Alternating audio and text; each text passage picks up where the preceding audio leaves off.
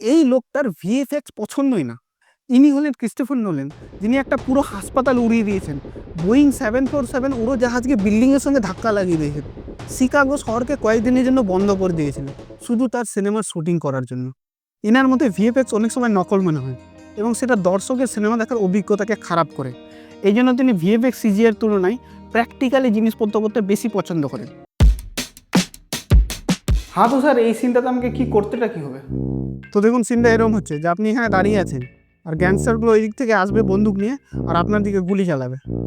ঠিক আছে, তো আপনি তৈরি তো নাকি?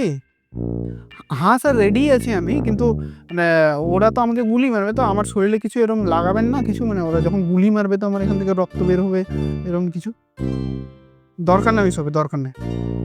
ও আচ্ছা, মানে শুটিং টুটিং হয়ে যাওয়ার পর তারপরে ভিএফএক্স দিয়ে রক্ত টক্ত এইসব যুক্ত করে দেবেন। ঠিক আছে। এই, আমার ভিএফএক্স পছন্দ না, ঠিক আছে?